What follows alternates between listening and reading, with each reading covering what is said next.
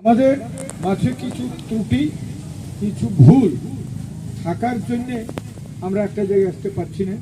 এই আমাকে অত্যন্ত দুঃখের সঙ্গে বলছি। বোরহা বাজারে এখানে বেশি কারালয় রসিক আছে, কিন্তু সেদিন মিটিংয়ে পরিষ্কার বলা হলো যে ভাই পুরনো যারা ছিল তারাকে চেঞ্জ করতে হবে, নতুন লোক আনতে হবে। সবাই স্বীকার করবে, স্বীকার করার পরে ওরা উঠে চলে আসবে। তার মানে কি, আমি নেতৃত্ব থাকবই, আমি যেটা বলবো সেইটাই মানতে হবে।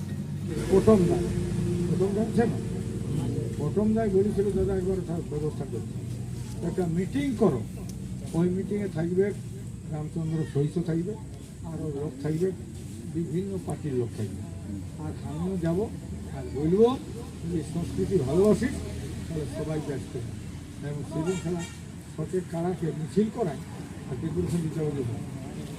থানা বসে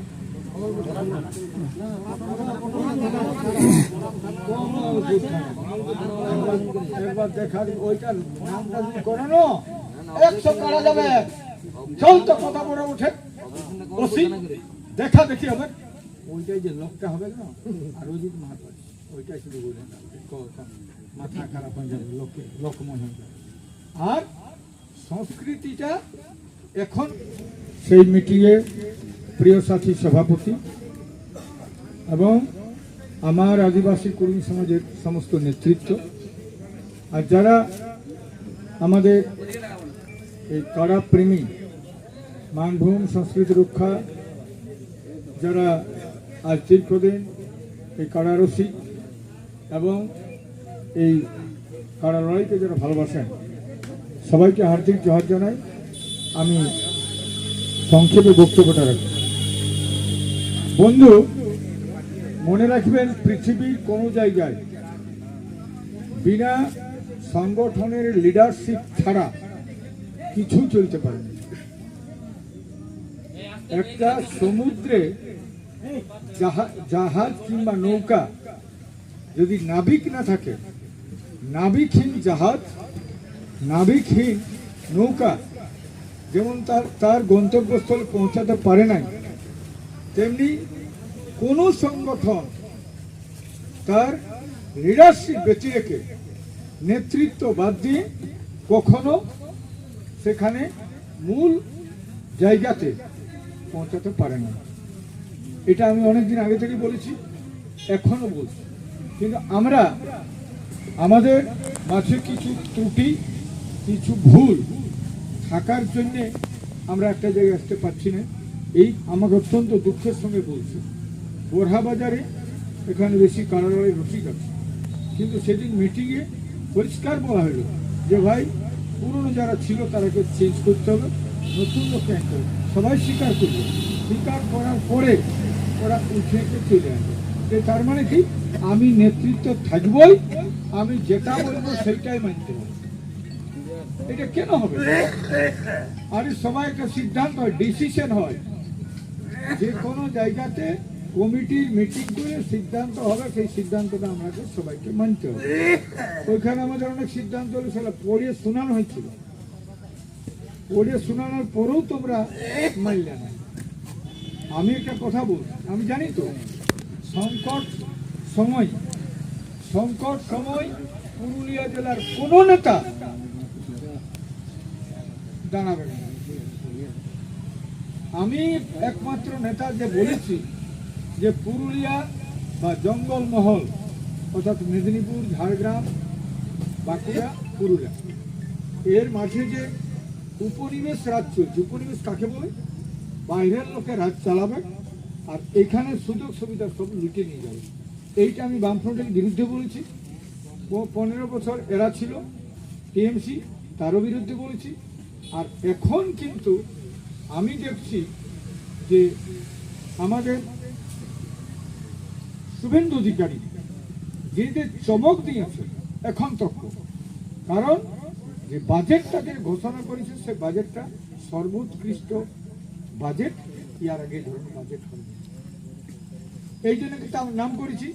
আমি কিন্তু বিজেপি করি না, কিন্তু আমাদের অমিত শাহ বলেছে যে কুর্মী জাতি যে দাবি কুড়মালি ভাষাকে অষ্টম তফসিলভুক্ত করব, এই জন্যেই কিন্তু আমার দাবি নিয়ে যেমন আমি অন্ধ, তেমনি এই কথাটার জন্যেই কিন্তু আমি অমিত শাহকে সমর্থন জানাচ্ছি যে কোনো রকমভাবে বিমত হবে না।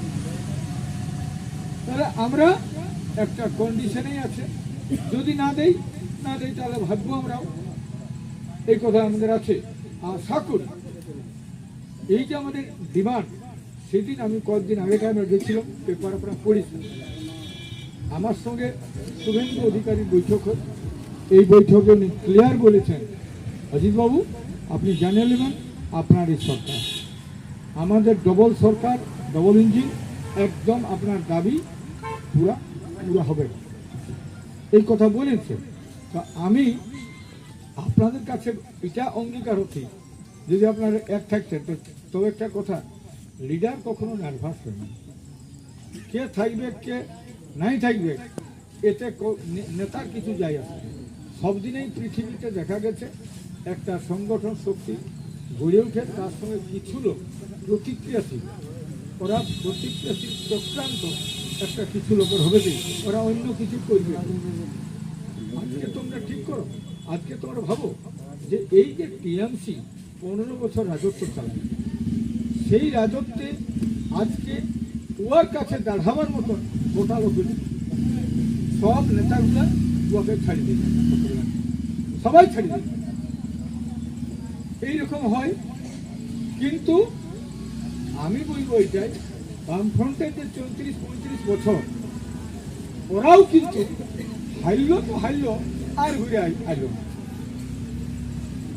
এখন কথা হচ্ছে, আমি বলছি আপনারা ঠিক করুন। আমি এই যে মুখ্যমন্ত্রী আমাদের, এইটার নাম কি হতে জানেন? করম পর্বতীয়া, ঐতিহাসিক করম পর্বতীয়া মহাজরুয়াই, ওইটার নাম হচ্ছে ঐতিহাসিক করম পর্বতীয়া মহাজরুয়াই। এই জরুয়াইয়ে মুখ্যমন্ত্রী আসবে, আরও মুখ্যমন্ত্রী আসবে, উড়িষ্যাকে ডাকা হবে, আর যত নেতা আছে এমপিগুলা আমাদের ঝাড়খণ্ডে আছে, লোকাল আছে, সবকে ডাকা হবে, যত এমএলএ আছে সবাইকে। আমি ভোট দিয়েছি না রে ভাই, আজকে যদি অস্বীকার করতে পারে ভাই তোমাদের লবসেন বাস ভোট দিই নাই আমরা, প্রমাণ আছে। সাঁওতাল গাঁগুলায় ভোট এখনো কম পাইছে, বুথগুলো দেখুন, আর আমরা আখাড়ে ভোট ঢুকাই নিয়েছে ডবল। তাহলে আমরা ভোট বেশি দিয়েছি, অথচ আমাদের সঙ্গে তার 2 লাইন হয়, শুনে নেয় আমাদের কথা। প্রথম থেকে আমি দেখি আমরা কিন্তু বেইমানি করতে যাই নাই, বেইমানি করি, ঠিক আছে? আমরা বেইমানি করতে যাই নাই, বেইমানি করবো না। তুমি বেইমানি করতে পারো, আদিবাসী কর্মী সমাজ আমরা যে রাস্তায় আছি সেই রাস্তায় থাকবো, এবং ওইখানেই ঘোষণা করব কৃষি যে মন্ত্রী, কৃষির সঙ্গে কারার সম্পর্ক, আমি বলবো একটা দিন আপনাকে দিতে হবে। আমার মনটা ভাঙে যায় তখন আপনাদের মধ্যে এইরকম দেখি উধার আমার মনটা থাকে। তাছাড়া আমি এটা ঠিক করেছি, শুভেন্দু অধিকারীর সঙ্গে আবার বৈঠক হবে কেন? শুভেন্দু অধিকারী বলেছে আপনাকে 2 মাস অন্তর আমার সঙ্গে দেখা করতে হবে, আপনি সময় পাবেন, আপনি আসবেন, আপনার সাথে অনেক কিছু আলোচনা আছে, আমাকে এরকম বারবার বলুন। তো এখন কথা হচ্ছে, শুভেন্দু অধিকারীর সঙ্গে তার ক্ষমতা আছে, আজকে মুখ্যমন্ত্রী ওঠে, আমরাকে কাজ আদায় করতে হবে, কাজ হাসিল করতে হবে। আদিবাসী কর্মী সমাজে আমাদের মেন ডিমান্ড কুর্মী জাতিকে এসটি তালিকায় তালিকাভুক্ত করা, আমাদের কুড়মালি ভাষাকে অষ্টম তফসিলভুক্ত করা, সারনা জমি পুরস্কার। আর এইটার সঙ্গে বলবো যে আমাদের যে মানব সংস্কৃতি রক্ষা কমিটি, পার্থটুকু ভুল বলেছে, পার্থকে বলছি সেটাই, আমাদের তোমাদের 16 হয়েছিল মিটিংটা, আমাদের 2015 হয়েছিল জোনপুর মিটিংটা, বলো না কত গাড়ি হইতো, বিশাল ব্যাপার, হ্যাঁ। তো ওই তখন হয় এবং মানভূম সংস্কৃতি রক্ষা কমিটি, আমি এই তোমাদের সঙ্গে ওইটা দিল্লি মানভূম সংস্কৃতি রক্ষা কমিটি আমরা আগেলেই প্রত্যেক বছরে আমি কাঁসায় 2টা টুসক 4টা টুসক আমি প্রাইজ দিচ্ছি, আর আমি থাকছি। আর বিটি ছেলেগুলোকে আমি ওখানে ওদের টুসুকি গাওয়া করাচ্ছি, ওরাকে আমি প্রাইজ দিচ্ছি। তো এইরকম ব্যাপার মানভূম সংস্কৃতি রক্ষা কমিটির ব্যাপারে অন্য কোনো নাই। আজকে মানভূম একাডেমি যেটা করেছে ওরা সরকারি টাকা পায় বলেই মিটিং কি বলে এই মকর পর্বে ওরা একটা আসর করে না। মকর পর্বে আসর করে পয়সা পা, ওই মানে কারো পয়সা নাই, একাই করি, একাই। এখন কথা হচ্ছে আমরা মানভূম সংস্কৃতি রক্ষা কমিটি এবং মানভূম একাডেমি এইটাকেও আমরা চালাবো, আমরাই চালাবো, সেটাও ঠিক করা হবে। এখন কথা হচ্ছে আপনাদের মাঝে একটা কথা আমাদের বলেছিল আমাদের প্রথম দায় ছিল, প্রথম দায় বলেছিল দাদা একবার ব্যবস্থা করছে একটা মিটিং করো, ওই মিটিংয়ে থাকবে রামচন্দ্র সহিত থাকবে, আরও লোক থাকবে, বিভিন্ন পার্টির লোক থাকবে, আর আমিও যাব আর বলবো যে সংস্কৃতি ভালোবাসিস তাহলে সবাই ব্যস্ত এবং সেদিন খেলা সচেত কারাকে মিছিল করায় আর ডেপুটেশন দিতে হবে। তুমি থানা বসে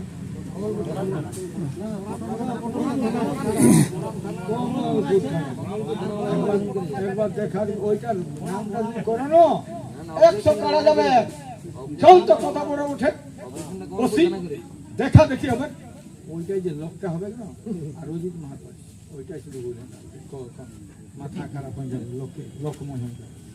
আর সংস্কৃতিটা এখনো আমাদের সংস্কৃতিকে লোকে ঘৃণা করে বলেই তো এটার আদেশ নির্দেশ নাই, আদেশ নির্দেশ দেওয়ারা তো অন্য যায়, ওগুলো দেখবে সব ফরওয়ার্ড কাজ উচ্চবর্ণীয় লোক, আর আমরা যারা এটা করি সব নিচু স্তরের লোক। কুর্মী মাহাতরা আছে আর তার সঙ্গে বাউরি, রাজুয়ার, ভূঁইয়া, বালতি, সাঁওতাল, মুন্ডা, ওরা এই লোকগুলো আমরা এগুলো উচ্চ জাতির লোক। তো যারা এটা বারণ করছে তারা কিন্তু অন্য জাতির লোক। আজকে আপনারা ইউটিভি দেখবেন বা আরো ইউটিউব আর কি কি আছে না, ওগুলাই কিন্তু চীনের কথা দেখায়, চীনের দেখায় বড় বড় সিংহের কারা, তাহলে কোথাও চলে না, তা আমাদেরটাই বন্ধ, ওদেরটা চলবে। ওইখানে ওরা কিন্তু ওটাকে চাহেছে। আমাদের এখানে সত্যিকারে যদি বলো কোনো নেতা, কোনো পার্টির নেতা, আর বিশেষ করে আমাদের কর্মী নেতা কিংবা সাঁওতাল নেতা কিংবা বাউরি নেতারা এটাকে দেখেই অজিত মাত্র সবাই বুঝলে ওইটা অজিতটাকে বুঝবেন না। জমির ঝামেলা অজিত মাহাতো দেখবে, তার বিটি যাচ্ছে নাই, তার বিটি বাইর হাইন গেল, অজিত যাকে করতে গেল, আমার কথা দেখছে, অন্য কারো দরকার নেই, যেমন আমার ঘরে সব থাকবে। আরে এই সমাজ জাতি গঠনে সবার প্রয়োজন। এই তোমাদের বেলডি গায়ে বড়াবা যাবে, জলহীন বিটি ছেলা তার নিজের ছেলা ছেলুকে ছাড়ি চলে, আর এক মাহাতো ওর ছেলা ছেলু নিয়ে ছাড়েকে আপনি এই বেলডি দুটাকেই ঘুরায় আনা, দুটাই ঘুরাই আনা হইল। তো এইগুলা সবটাই কিন্তু সমাজটাকে দেখতে হবে, সমাজটাকে কাড়াহাড়াই করি, যা কিছু করি সংস্কৃতি রক্ষা করি। ওটা কোনো সংস্কৃতি লহে খাটখুরার মতন বিহা করলি বদলালি, আরো বিহা করলি আরো বদলালি, খাটখুরা বদল এগুলা চলবে না। এই জন্য সমাজ ব্যবস্থাকে তৈরি করাটা এখন তো দরকার। আমার কিন্তু প্রথম থেকে সমাজ ব্যবস্থাকে কি করে রূপদান দেওয়া যায়, এটা প্রথম জীবনের সব দিন আমি এই লড়াই করি। আর উড়মালি মিটিং তার আগে বাসই জানে নাই, ছোট জিনিস রুজকা একটা বিরাট মিটিং হলে মনে আছে না, একদিন জানি ঘরের লোক বিশাল ঝুঁচকায় হয়েছিল একটা মিটিং, এইখানে একটা মিটিং হলো, হোলির টাইমে হইলো, আরো যেটা এইটা হবে না এই করমটা মিটিং করবো আমরা এটা স্টেটের সব নেতারা আসবে আর ওই দিনে এটা সব কিছু চালু করবে। ওই দিনটা কী হবে, সেদিন পুরুলিয়া থাকবে না থাকবে। আমি তো বলছি কথা আছে রেল লাইনটা, রেল লাইনে এমন গাড়িগুলো পাইরাবে পুরুলিয়ায় রেলটাকে বন্ধ করতে হবে। এত লোক আছে আর এত গাড়ি আছে, আসবে। আর আপনারা এখন থেকে তৈরি করুন আর মা বোনকে বলবেন। আর এক আমাদের কারালয় মহিলা এগো তুই বাছা, তুই কাড়া লড়াই শুধু করিস না, তোর গায়ে করম নাচের টিমটাও করুন। প্রত্যেক গায়ে যেমন করম নাচের টিম থাকে প্রত্যেক গায়ে। আর এইরকম একটা বড় এত বড় ডালকি বানাবো, বিশেষ করে এত বড় ডালকিয়ে ওই নদীন আগে যেটা যাওয়া পথে এইরকম যাওয়া পাতবো আর ছোট ছোট দুটো ধারে আর ওই রকম যাওয়া পথে ভাতটাই ধূপধাম ঘোরাই। আর যাবে আমাদের মুখ্যমন্ত্রী আর ওইখানে সস্তান করে এটা দরকার আছে। আমার জিনিসটা, আমি যে প্রকৃতিকে ভালোবাসি, প্রকৃতি ছাড়া পৃথিবীতে কেউ বাঁচবে নাই, যতই কিছু থাক। হাওয়া বাতাস মাটি জল, যে প্রকৃতি বাঁচায় রাখছে কে?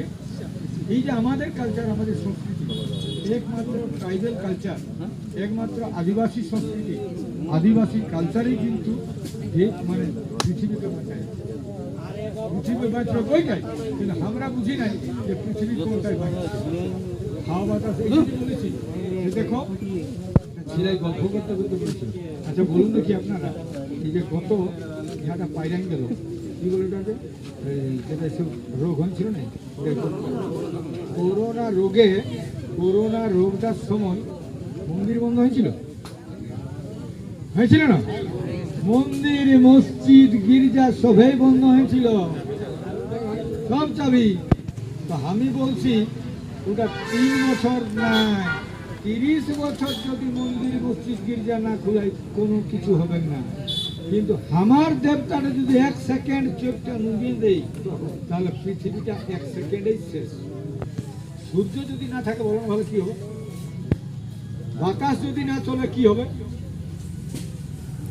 তা আমাদের হচ্ছে সূর্য হচ্ছে সবচেয়ে বড় দেবতা।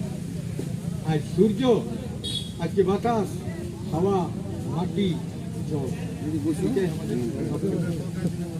এইটার জন্য বলছি যে আমাদের লড়াই সংগ্রামের সাথে সাথে প্রকৃতির বিষয়টাকে আমরা জানতে হবে আর আমরাকে লড়তে হবে। এইখানে ইউটিউবগুলোকে বলবো যে তোমরা তোমাদের রোজগারটাকে বেশি দেখো, এর মাঝে মাঝে তোমাদের একটা ব্যবসায় যারা, তারা ব্যবসায় সবসময় কিন্তু নিজের ব্যবসাটাকে দেখো, ওরা অন্যটাকে কোনটা খারাপ সেটাকে প্রচার করতে আর বেশি শেয়ার হবে, তো ওইটাকে বেশি দেখাবো। কিন্তু এইটাকে দেখবেন না যে আমার দেশবাসী সমাজ অর্থাৎ আমাদের আদিবাসী কর্মী সমাজ মানুষ সংস্কৃতি রক্ষা কমিটি এটাই কি করে আসবে, এটা কি করে বাঁচবে, এটার জন্য ওদের লক্ষ্য করে আমার কাছে আপনাদের আমাদের মাঝে বক্তব্যটা আমাকে গাইড দেন।